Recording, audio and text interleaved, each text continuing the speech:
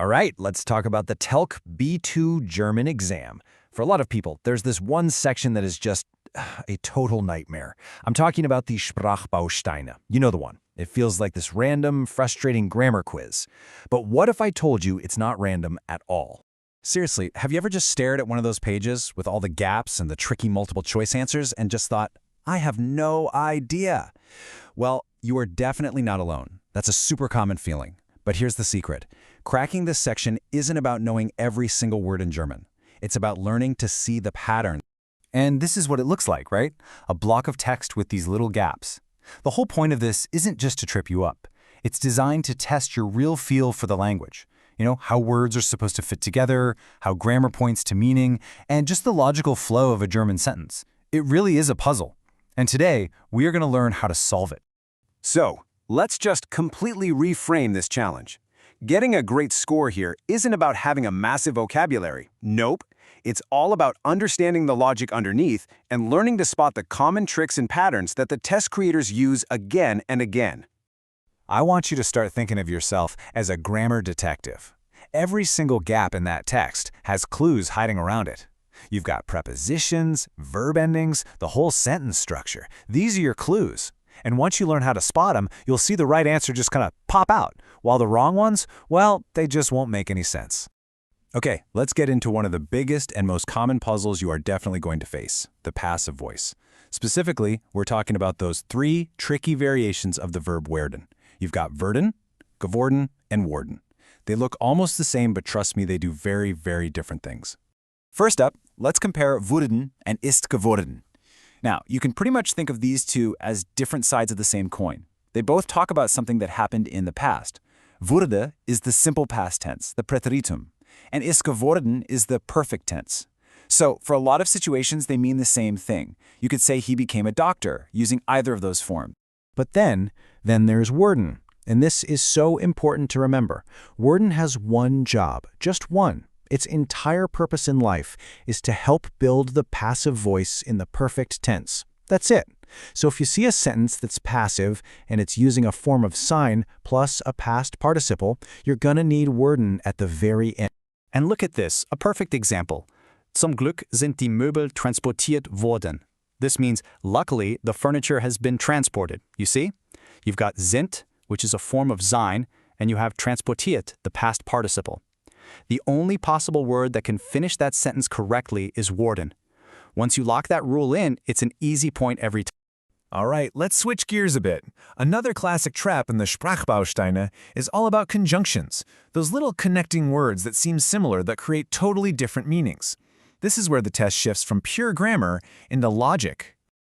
Let's look at darum versus trotzdem.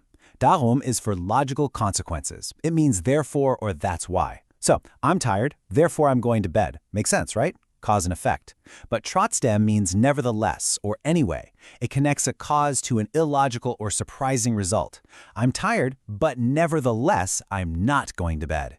It's a contradiction. And the exam loves to test this. For example, in one text, the writer says she's having a crisis with her plants and doesn't think she'll ever have a green thumb. Logically, you'd think she'd give up, but the sentence says she wants to continue. That's an illogical step. So the only word that fits is trotzdem. Trotzdem würde ich gerne weitermachen. Nevertheless, I'd like to continue. See the logic puzzle? And here's another awesome clue that can make this even easier. Just look at where the verb is. A word like trotzdem keeps the verb right after it, in the second position. But a word like obwohl, which means although, is a subordinating conjunction. It boots the verb all the way to the end of the clause. So if the verb isn't at the end, you can immediately cross obwohl off your list. It's a fantastic shortcut. But these patterns go even deeper than that. It's not always just about the logical meaning of the sentence. Sometimes it's about fixed grammatical rules, like certain reflexive verbs that always need a specific case, or what happens when you turn a verb into a noun. So here's a list you should just straight up memorize. It'll get you some quick and easy points. There's a set of reflexive verbs that always use the dative case. We're talking pronouns like mir, dir, or sich. So when you see verbs about doing something for yourself, like imagining something or affording something or worrying, your detective brain should immediately look for a dative pronoun. Let's see this in action. The phrase here is sich etwas gönnen, which means to treat yourself to something. Ding, ding, ding. That's one of those verbs that needs a dative reflexive pronoun.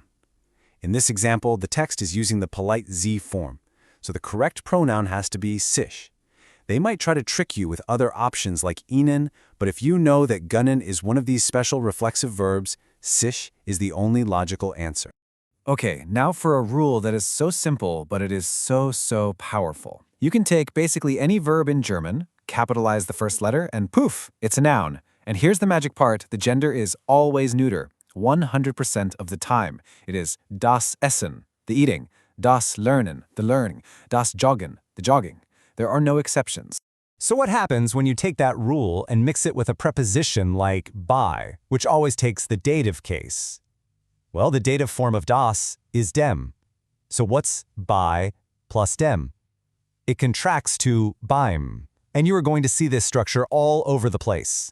So if you see a sentence like beim Kochen, you immediately know it's correct because kochen is a nominalized verb. Now this also works with regular nouns, of course. In this other example, the text says bei der Bildbearbeitung, with image editing. The preposition bei needs the dative case, and since Bildbearbeitung is a feminine noun, its dative form is there. Spotting these preposition and case combinations is absolutely key.